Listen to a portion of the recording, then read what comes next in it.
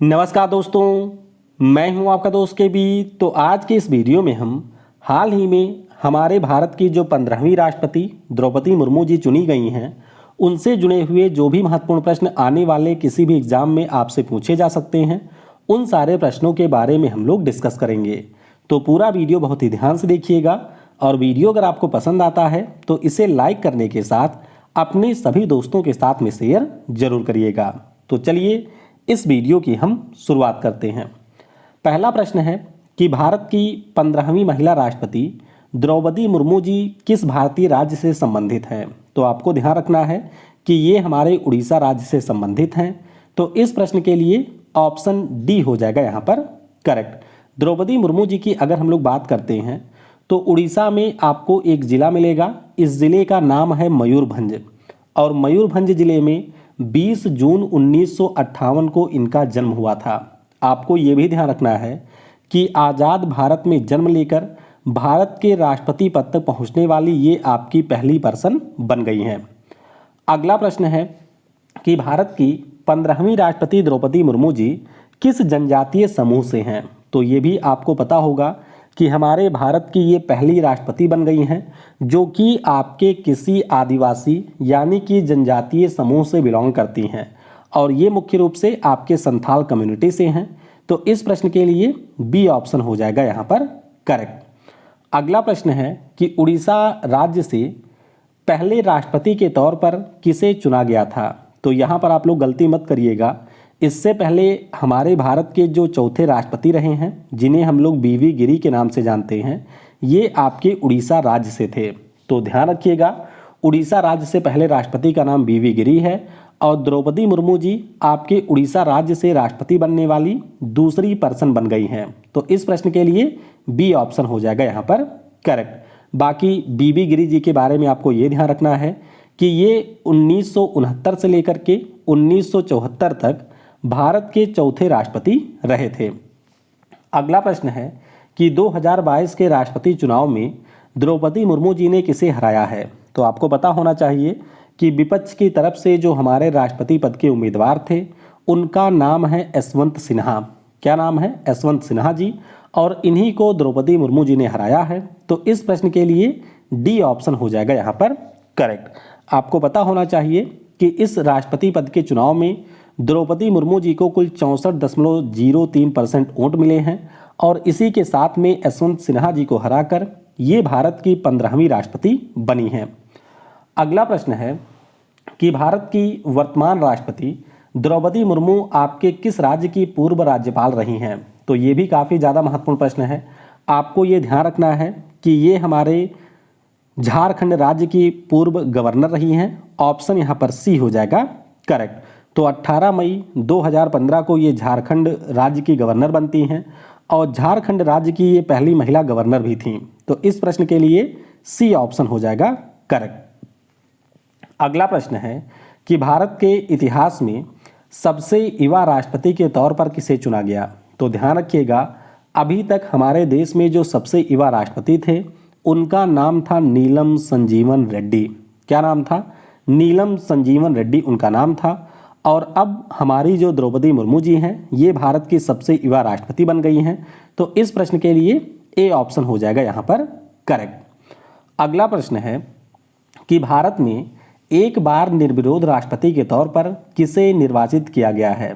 यानी कि इनके सामने कोई कैंडिडेट ही नहीं था, ये आपके निर्विरोध राष्ट्रपति चुने गए थे। नाम है नीलम संजीवन रेड्डी। तो ये काफ़ी ज़्यादा महत्वपूर्ण प्रश्न है क्योंकि अभी तक हमारे भारत में जितने भी राष्ट्रपति हुए हैं उनमें से इकलौते नीलम संजीवन रेड्डी साहब हैं जिनके सामने कोई भी कैंडिडेट नहीं था। तो इस प्रश्न के लिए बी ऑप्शन हो जाएगा यहाँ पर करेक्ट। अच्छा, आपको ये भी ध्यान रखना है, ऐसा नहीं था कि किसी ने राष्ट्रपति के लिए पर्चा भरा नहीं था। दरअसल पर्चा भरा था यहाँ पर 37 लोगों ने, लेकिन 36 लोगों के जो पर्चे हैं वो रिजेक्ट हो गए थे। तो इस प्रकार से इकलौते बचे थे हमारे नीलम संजीवन रेड्डी साहब और ये आपके भारत के राष्ट्रपति बने थे। अगला प्रश्न है कि भारत में किस राष्ट्रपति ने मत प्रतिशत के हिसाब से सबसे बड़ी जीत दर्ज किया हुआ है? तो ध्यान रखिएगा, सबसे बड़ी जीत दर्ज करने का जो रिकॉर्ड है वो हमारे भारत के पहले राष्ट्रपति के पास में है, यानी कि राजेंद्र प्रसाद जी के पास में है। तो इस प्रश्न के लिए बी ऑप्शन हो जाएगा यहाँ पर करेक्ट। आपको थोड़ा सा आइडिया रखना है कि हमारे भारत में टोटल ऐसे 3 राष्ट्रपति हुए हैं जिन्होंने अपने चुनाव में 90% से ज़्यादा वोट प्राप्त किया था। राजेंद्र प्रसाद जी की बात करते हैं तो 1957 के चुनाव में इनको लगभग 99% वोट मिले थे।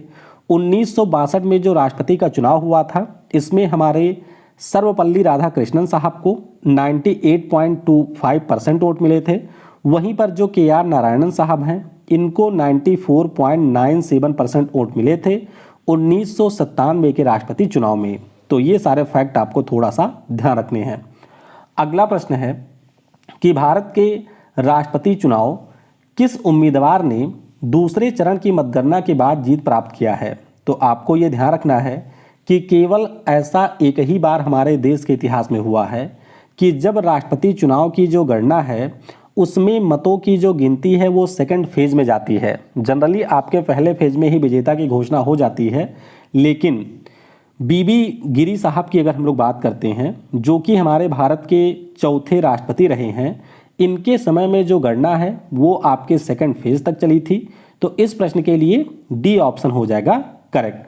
तो आपको ये पता होना चाहिए कि दूसरी तरफ जो हमारे कैंडिडेट हैं वो नीलम संजीवन रेड्डी साहब थे, एक तरफ बीवी गिरी साहब थे, और यहाँ पर पहली बार गणना के बाद किसी भी पर्सन को 50% से ज़्यादा वोट नहीं मिले थे और इसीलिए आपके सेकंड राउंड की काउंटिंग यहाँ पर हुई थी।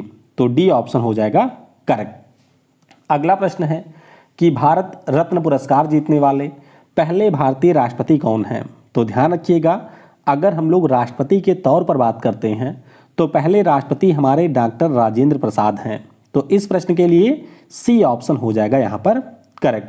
आपको ये पता होना चाहिए कि हमारे देश में टोटल ऐसे 6 राष्ट्रपति हैं जिनको भारत रत्न पुरस्कार मिल चुका है, लेकिन आप यहाँ पर ये देख सकते हैं कि जो हमारे दूसरे राष्ट्रपति थे यानी कि डॉक्टर सर्वपल्ली राधाकृष्णन साहब, इनको वैसे भारत रत्न 1954 में ही मिल गया था, लेकिन उस समय ये भारत के राष्ट्रपति नहीं थे या उससे पहले ये राष्ट्रपति नहीं थे। तो सबसे पहली बार ये पुरस्कार 1962 में डॉक्टर राजेंद्र प्रसाद को मिला, फिर जाकिर हुसैन साहब को 1963 में मिला था। बीवी गिरी की अगर हम लोग बात करते हैं तो 1975 में मिला था। अब्दुल कलाम जी को मिला था 1997 में। आपको पता होना चाहिए कि इनको भी राष्ट्रपति बनने के पहले ही भारत रत्न मिल चुका था, और प्रणब मुखर्जी साहब को मिला है 2019 में। तो आपको बस इतना ध्यान रखना है कि टोटल हमारे 6 राष्ट्रपति ऐसे हैं जिनको भारत रत्न पुरस्कार मिल चुका है। नीचे कमेंट में मुझे ज़रा ये बताइएगा कि हमारे देश के कितने प्रधानमंत्री हैं जिनको भारत रत्न पुरस्कार मिल चुका है, तो उनके बारे में आप लोग नीचे बताइएगा। अगला प्रश्न है कि राष्ट्रपति चुनाव में अनुमोदक और प्रस्तावकों की संख्या कितनी होती है। तो आपको पता होना चाहिए 1997 में जो ये आपके प्रपोजर और सेकेंडर्स होते हैं इनमें बदलाव किया गया था, और ये व्यवस्था की गई कि अगर आप लोग राष्ट्रपति का चुनाव लड़ना चाहते हैं तो आपके पास में कम से कम 50 व्यक्ति प्रपोजर के रूप में होने चाहिए और 50 व्यक्ति आपके पास में होने चाहिए अनुमोदक के तौर पर, यानी कि टोटल 100 MP MLA आपके पास में होने चाहिए, तब आप राष्ट्रपति पद के लिए बनेंगे कैंडिडेट। तो इस प्रश्न के लिए डी ऑप्शन हो जाएगा यहाँ पर करेक्ट। अच्छा, एक चीज़ आपको ये भी ध्यान रखना है कि यहाँ पर जो भी राष्ट्रपति के लिए उम्मीदवारी करते हैं उनको 15,000 रुपये सिक्योरिटी डिपॉजिट करने होते हैं, और अगर उनको कुल मत के 1/6 वोट नहीं मिलते हैं तो उस स्थिति में उनकी ये जो जमानत राशि है उसको जब्त कर लिया जाता है। अगला प्रश्न है कि भारत के राष्ट्रपति चुनाव के दृष्टिकोण से किस राज्य में विधायकों के मतों का मूल्य सर्वाधिक है। राष्ट्रपति चुनाव की जो पूरी प्रक्रिया है वो मैं आपको बता चुका हूँ। अगर आपने नहीं देखा है तो आई बटन पर आपको वीडियो मिल जाएगी, वहाँ से इसको समझ लीजिएगा। फिलहाल के लिए अगर हम लोग बात करते हैं कि किस राज्य के विधायकों के मतों का मूल्य सबसे ज़्यादा है, तो आपको पता होना चाहिए उत्तर प्रदेश राज्य के जो विधायक हैं इनके मतों का मूल्य सबसे ज़्यादा है। वहीं पर अगर हम लोग सिक्किम राज्य के विधायकों की बात करते हैं तो इनके मतों का मूल्य सबसे कम है। तो इस प्रश्न के लिए बी ऑप्शन हो जाएगा यहाँ पर करेक्ट। आपको ये ध्यान रखना है कि हमारे जो MP होते हैं उनके मतों का मूल्य सेम होता है, मतलब वो किसी भी राज्य के हों उनके मतों का मूल्य समान होगा। लेकिन जब हम लोग बात करते हैं राज्यों के विधायकों के मतों के मूल्य की, तो आपके जिस राज्य में जनसंख्या ज़्यादा होती है उस राज्य में जनरली जो मतों का मूल्य है वो सबसे ज़्यादा होता है। आप देख सकते हैं कि उत्तर प्रदेश में एक विधायक के मत का मूल्य 208 है। वहीं पर अगर हम लोग बात करते हैं सिक्किम की, तो यहाँ पर प्रत्येक एमएलए के वोट का मूल्य है सिर्फ 7। अगला प्रश्न है कि भारतीय संविधान के किस अनुच्छेद के अंतर्गत राष्ट्रपति का चुनाव होता है। तो ध्यान रखिएगा, राष्ट्रपति का चुनाव जो है इसके लिए जो निर्वाचक मंडल है इसके बारे में प्रावधान आपको अनुच्छेद 54 में देखने को मिलेगा। किसमें? हमारे संविधान का जो अनुच्छेद 54 है इसमें आपके राष्ट्रपति के चुनाव के इलेक्टोरल कॉलेज के बारे में बात की गई है। तो इस प्रश्न के लिए ए ऑप्शन हो जाएगा यहाँ पर करेक्ट। आपको ये भी ध्यान रखना है कि जो राष्ट्रपति का चुनाव होता है इसमें हमारे लोकसभा राज्यसभा के जो निर्वाचित सदस्य हैं, इसके अलावा वह राज्य जहां पर आपके विधानसभा हैं या फिर वह केंद्र शासित प्रदेश जहां पर आपकी विधानसभाएं हैं, उसके भी जो निर्वाचित सदस्य हैं वो आपके राष्ट्रपति के चुनाव में हिस्सा लेते हैं। तो ये प्रावधान आपको 54 में देखने को मिलेगा। अगला प्रश्न है कि भारतीय संविधान के किस अनुच्छेद के अंतर्गत राष्ट्रपति के चुनाव की प्रक्रिया का उल्लेख है। तो ध्यान रखिएगा, जब हम लोग प्रोसीजर की बात करते हैं तो ये आपको मिलेगा आर्टिकल 55 में। किसमें है? आर्टिकल 55 में आपको राष्ट्रपति के चुनाव की प्रक्रिया देखने को मिलेगी। तो इस प्रश्न के लिए बी ऑप्शन हो जाएगा यहाँ पर करेक्ट।